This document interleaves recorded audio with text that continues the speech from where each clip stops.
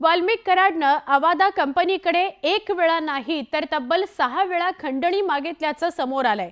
अवादा कंपनीचे प्रकल्प अधिकारी सुनील शिंदे यांच्या जबाबात हा उल्लेख आहे। तसंच सुदर्शन घुले यांनी संतोष देशमुख यांना तुला बघून घेईन, तुला जिवंत सोडणार नाही अशी धमकीही दिली होती।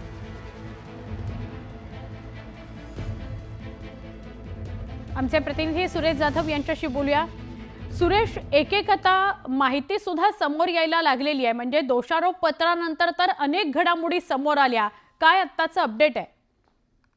दोषारोप पत्रामध्ये जे अवादा कंपनीचे प्रकल्प अधिकारी आहेत सुनील शिंदे यांच्या जबाबामध्ये अत्यंत महत्त्वाचे धक्कादायक ज्या गोष्टी समोर आल्या, तर वाल्मिक कराड यांनी एक वेळेस नाही तर तब्बल 6 वेळेस ही खंडणी मागितली गेली होती आणि ती खंडणी मागण्याची तारीख देखील त्यामध्ये नमूद करण्यात आली। पहिली खंडणी ही 28/8/2024 ला मागितली, दुसरी खंडणी 11/9/2024 ला मागितली, तिसरी खंडणी ही 26/11/2024 ला मागितली आणि चौथी आणि पाचवी हे जे खंडणी आहेत 29 तारीख आणि त्यानंतर जे 6 तारखेला मारहाणीची घटना घडली होती, ती मारहाणीची घटना म्हणजे तब्बल 6 वेळा खंडणी मागितली आणि 6व्यांदा खंडणी मागत असताना जो प्रकल्प अधिकारी आणि मसाजोग या ठिकाणी वाद झाला होता, त्या वादामध्ये सोडवण्यासाठी संतोष देशमुख गेले होते। त्यानंतर सुदर्शन घुलेने देखील त्यावेळेस धमकी दिली होती की तुला बघून घेतो, तुला जिवंत सोडणार नाही अशी धमकी दिल्याचा उल्लेख हा सुनील शिंदे यांच्या जबाबामध्ये आहे आणि शिवाजी थोपटे हे जे 2 अधिकारी आहेत यांच्या जबाबामध्ये आहे। त्यामुळे नेमकं संतोष देशमुख यांची हत्या ही खंडणी प्रकरणाला विरोध केला म्हणूनच झाल्याचं देखील या संपूर्ण जबाबातून स्पष्ट होतं आणि हे जबाब भविष्यामध्ये ज्यावेळेस आता